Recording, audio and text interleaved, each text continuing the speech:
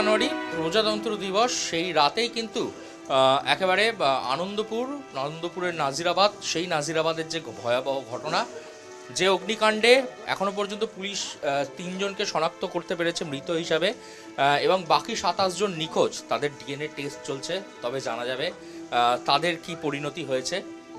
সেই যে ঘটনা, সেই ঘটনার একেবারে একজন যে ব্যক্তি যিনি এখনো পর্যন্ত নিখোঁজ রয়েছেন, পঙ্কজ হালদার, তার বাড়ির সামনে আমরা দাঁড়িয়ে।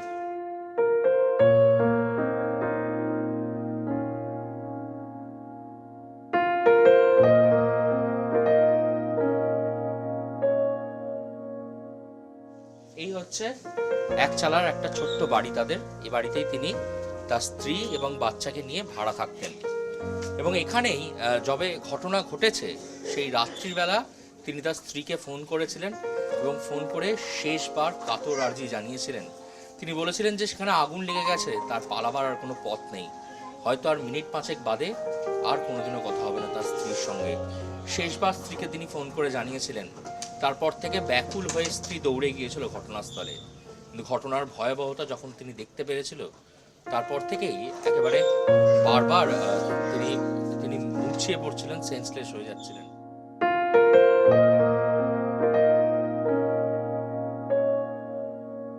বেলা 3:11 ফোন করে আমাকে, ফোন করে বলে আমি আর বাঁচবো না, এখানে আগুন ধরে গেছে, আমাকে যে করে হোক বাঁচাও।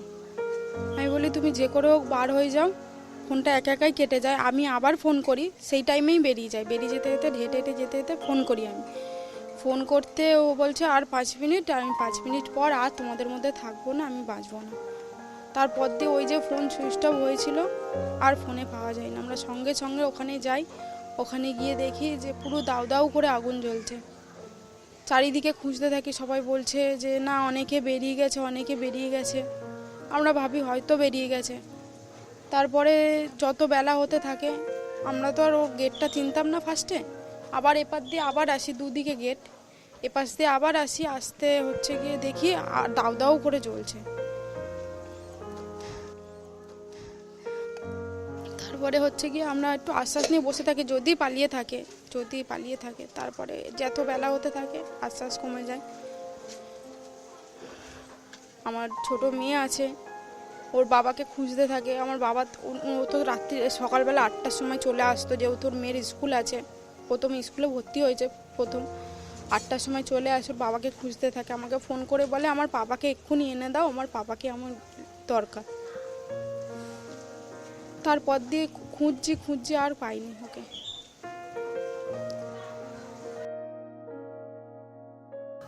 খুঁজবেন না বলুন? আপনার ঘরে যদি একটা মেয়ে থেকে থাকে, সেও তো খুঁজবে, সেটাই হচ্ছে কথা।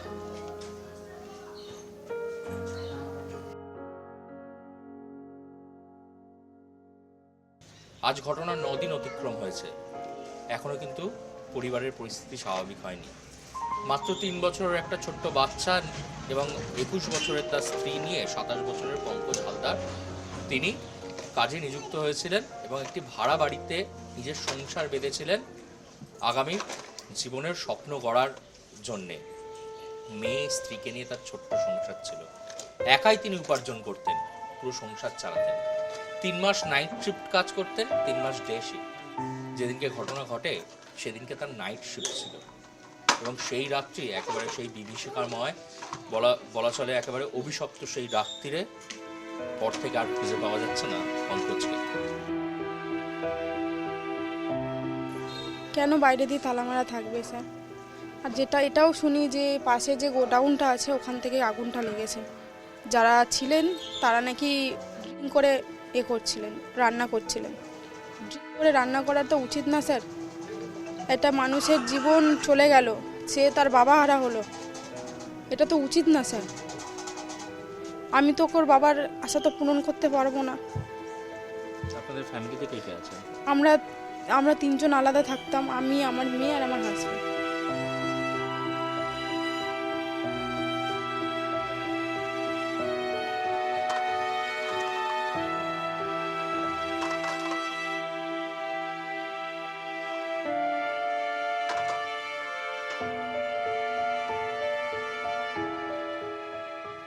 বাঙালি নয়, বাঙালির মতে 3 দিনে কাজ হয়।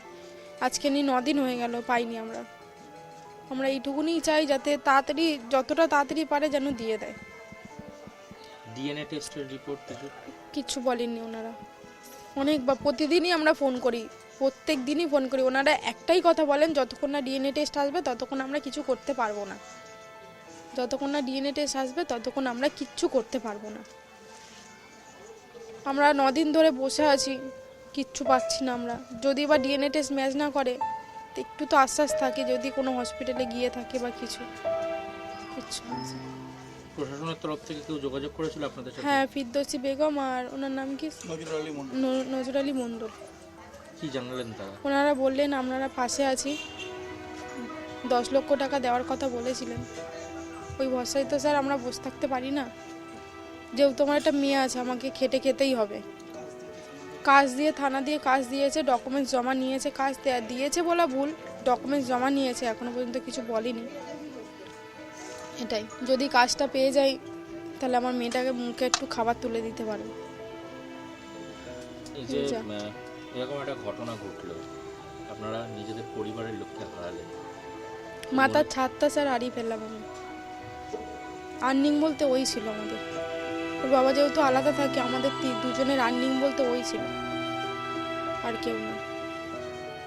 ওয়ামো তরফ থেকে কিছু বলেছে? হ্যাঁ, ওনারা বলেছেন যে ওর যেটা মাইনে পেত ওটা পাবে, আর 10 লক্ষ টাকা দেওয়ার কথা, আর আমার মেয়ের দায়িত্ব নেবেন। স্যার কবে নেবেন আমি তো জানি না। বললেন ডিএনএ টেস্টটা যতক্ষণ না আসবে আমরা কিছু করতে পারছি না। আমরা গেছিলাম কোম্পানিতে।